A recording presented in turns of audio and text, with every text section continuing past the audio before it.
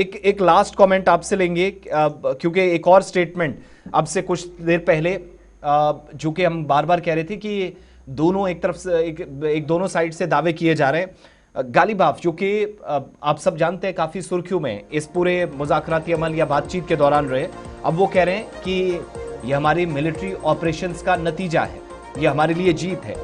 America और Israel अपने targets को अचीव करने में गालिबाफ के मुताबिक नाकाम रहे। दो बड़ी ताकतों का उनके मुताबिक मुकाबला किया है और इजराइल जिस मकसद से हमला 28 तारीख को जिस मकसद से उसने हमला किया था वो उसमें नाकाम साबित हुआ। गालिबाफ की जरा तस्वीरें चलाइएगा और उनकी बात भी सुनाएंगे। और ये स्टेटमेंट्स कब आ रहे हैं? जब डील हो चुकी है, दोनों तरफ से कंफर्मेशन हो चुकी है और गालिबाफ के इस बयान के बाद अमेरिका से भी रिएक्शन का इंतजार है। उनका ये स्टेटमेंट जब वो सरकारी टेलीविजन से इस डील के बाद बात कर रहे थे, जरा वो बात आप सुन लीजिए। گفتم ما با آمریکا پیروز شدیم، بر رژیم صهیونیستی پیروز شدیم در حوزه نظامی، در حالی که اونا قدرت‌های اول جهان بودن. اینا پارامترهای متعددی دارن. ما اجازه ندادیم به 9 هدفی که رژیم و آمریکا خودشون اینها رو بیان کردن تا 9 که با چه اهدافی شروع کردن جنگ رو، به هیچ کدوم از اون اهداف نرسیدن و این جنگ دقیقا نشون داد ابعاد مختلف رو. ما واقعا در دوران دفاع مقدس مردم در جنگ حضور داشتن ولی یک نقش پشتیبانی کننده داشتن. شاید اینکه کمک‌های مادی می آوردن، بله یه تعداد هم بیشتر، عمدتاً فضای جنگ و جبهه در همون محیط‌های جغرافی.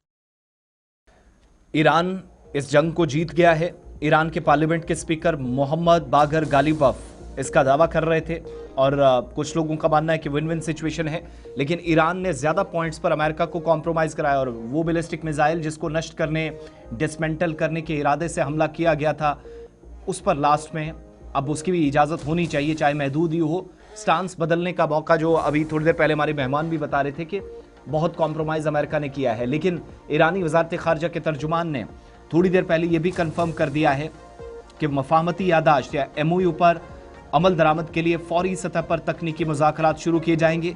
अगर खित्ते में कशीदगी जारी रही, खुसूसन लेबनान पर हमले बरकरार रहे, तो इसे मुआहिदे की खिलाफ वर्जी तस्वुर किया जाएगा।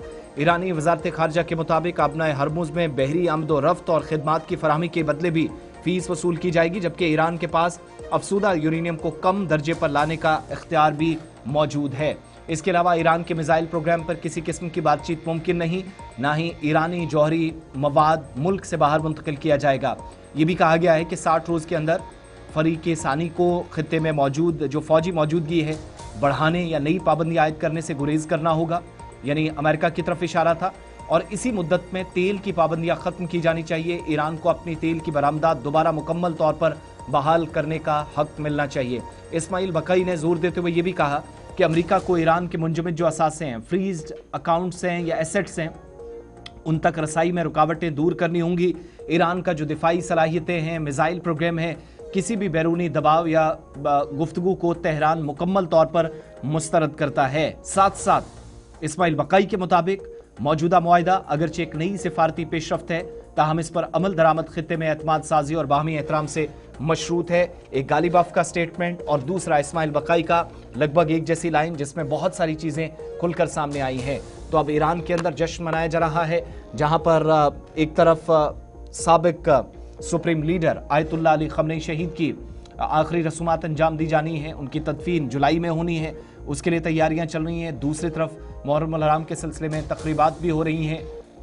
पूरी दुनिया गमगीन है और ऐसे में अब इसको एक बड़ी खबर या खुशी की खबर के तौर पर भी तेहरान देखते हुए जश्न मना रहा है। और इजराइल अमेरिका या अक़वाम मगरिब को शिकस्त देने में अमेरिका, गालिबाफ के मुताबिक अमेरिका और इजराइल को ईरान शिकस्त देने में कामयाब हुआ है। दो बड़ी ताकतों को ईरान हराने में कामयाब हुआ है और अमेरिका और इजराइल ने जिन अहदाफ का जिक्र किया था वो अहदाफ वो मुकम्मल नहीं कर पाए, उसमें वो मुकम्मल तौर पर नाकाम हुए हैं।